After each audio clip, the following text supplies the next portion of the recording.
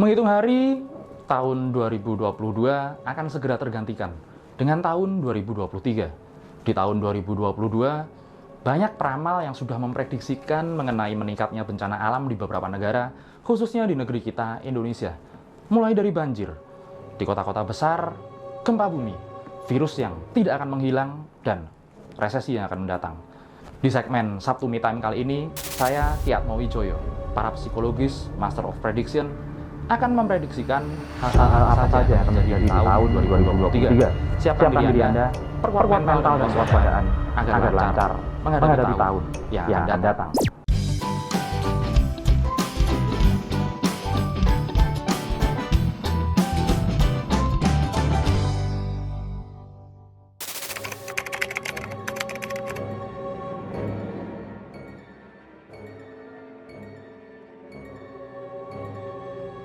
Sebenarnya tidak ada bedanya ya secara prinsip meramal memakai kartu maupun tidak.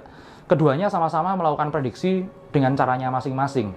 Perbedaannya lebih ke arah teknis. Contohnya kartu tarot memiliki tebaran pakem seperti model Celtic, piramid, dan banyak lagi.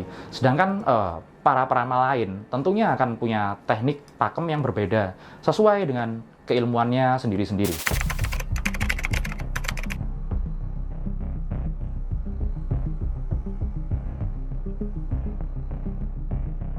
Sebenarnya ada beberapa model ramalan dan prediksi ya. Yang pertama adalah model Barnum, di mana sebenarnya hanya butuh retorika bahasa. Yang kedua, ada model statistik, di mana memerlukan data. Ketiga, model shaman atau model mediumisasi. Dan keempat, model membaca pergerakan alam, termasuk di palmistry, garis tangan manusia. Dan yang terakhir adalah metode oracle. Ini adalah metode yang sangat sulit sekali karena memerlukan vision dari Tuhan. Beberapa peramal memakai media badannya ini ya seperti sebagai mediator. Ada yang memakai papan juga seperti papan pakwa di Taoisme atau seperti ini modelnya. Ada juga yang memakai pusaka seperti contohnya keris dan masih banyak lagi sebenarnya. Saya sendiri memakai banyak metode. Salah satunya yang kemarin saya prediksikan hasil Piala Dunia dengan akurat. Saya memakai Jai Langkung ini dan metode dadu saya The Dice Prediction, satu-satunya di dunia.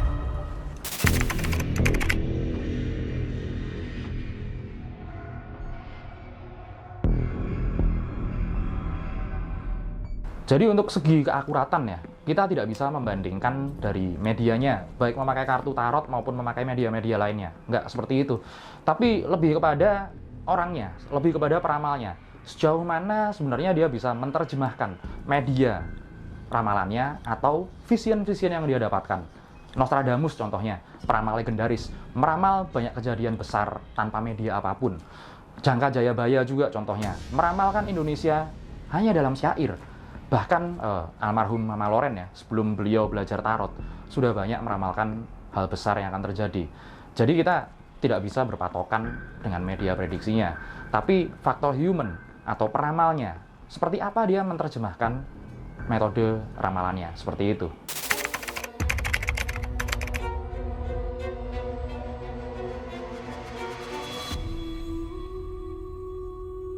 Nah, manusia sejatinya bisa meramal apapun, termasuk kematiannya sendiri. Sudah banyak ya cerita tentang orang-orang yang dianggap suci di zaman dahulu yang waspada akan kematiannya sendiri. Jika dia akan meninggalkan dunia ini, dia pergi ke gunung atau pergi ke laut untuk moksa.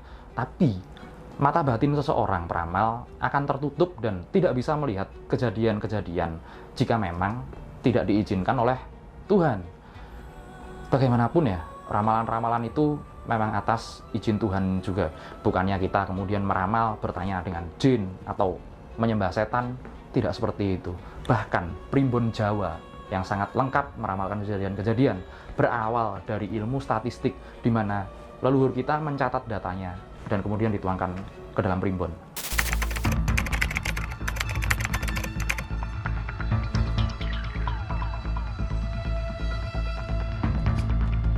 Nah, untuk eskalasi bencana alam di 2023 ya, menurut pembacaan numerologi angka tahunnya, sebenarnya tidak mengalami peningkatan yang signifikan.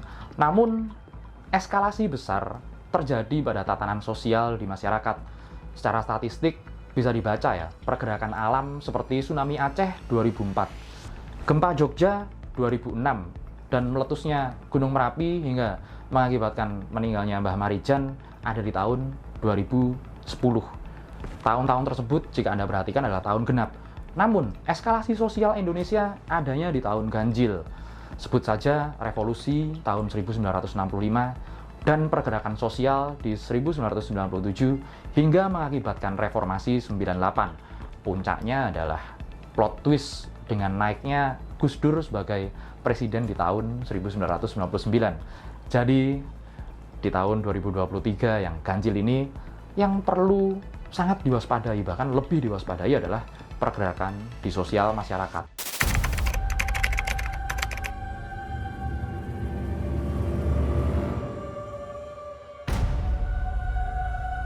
Sebenarnya potensi bencana alam selalu ada ya, mengingat landscape Indonesia dengan dikelilingi megatrust dan samudra.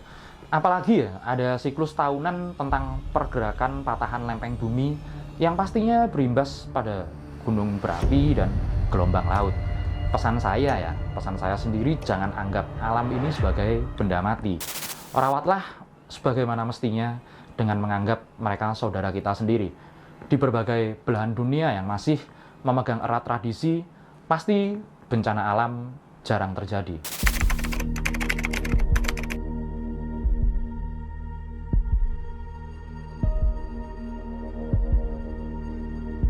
Nah, eskalasi sebenarnya akan meningkat di kuartal ketiga dan keempat tahun 2023.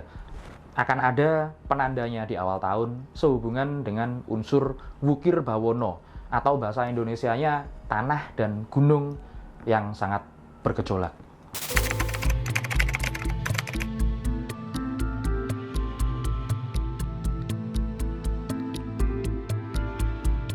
Untuk dampak resesi ya, sebenarnya tandanya sudah ada banget. Zaman dulu ya, orang menerjemahkan alam untuk membaca pergerakan sosial yang terjadi di era-era kerajaan. Tanpa sadar, sekarang kita ini sudah masuk ke dalam dampak resesi yang akan meningkat mulai di bulan Maret dan April dan akan meningkat hingga akhirnya akan terjadi kejadian yang sebenarnya bisa dihindari.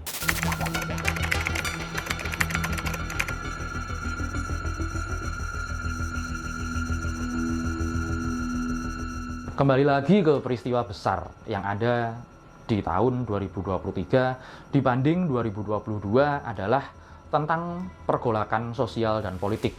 Mungkin akan muncul banyak sekali konflik-konflik politik dan kasus-kasus besar yang menarik perhatian publik secara terkonsentrasi. Namun berbeda pada tahun 2022, kali ini pergerakan masyarakat sepertinya akan lebih masif sehingga lebih sulit untuk diredam, baik diredam oleh media maupun oleh aparat.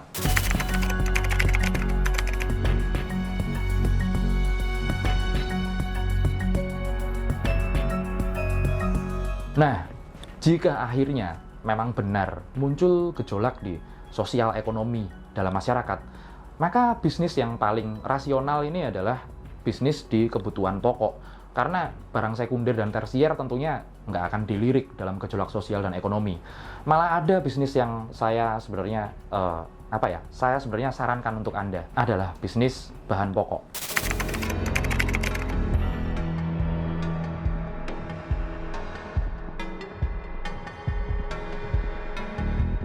Nah, apa yang harus disiapkan oleh masyarakat? Nah, kembali lagi ke hal-hal yang sangat mendasar atau hal-hal fundamental, yaitu tentang ketahanan pangan. Nusantara ini diberkahi hasil bumi dan kesuburan yang tinggi ya.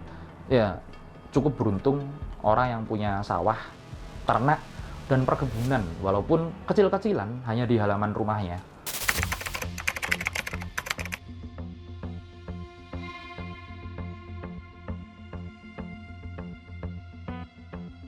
Seberapa tepat hasil dari ramalan seseorang ya?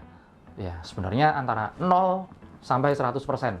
Tergantung seberapa peramal tersebut bisa menerjemahkan vision dan pergerakan alam. Kembali lagi, kemampuan ini tidak semua orang bisa menguasainya, bahkan hanya dimiliki oleh orang-orang yang memang diberkahi oleh Tuhan dengan kemampuan itu.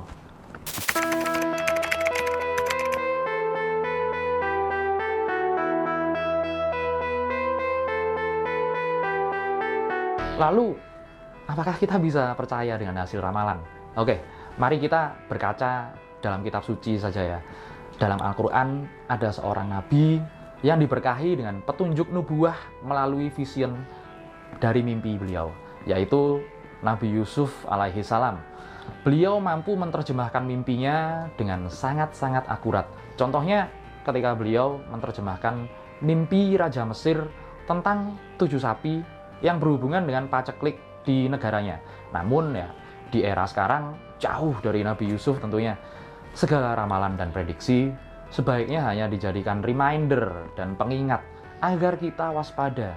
Jangan dipercaya sepenuhnya tentunya. Mengingat kondisi era sekarang, banyak manusia, termasuk peramal, yang sudah terkontaminasi alam pikirannya.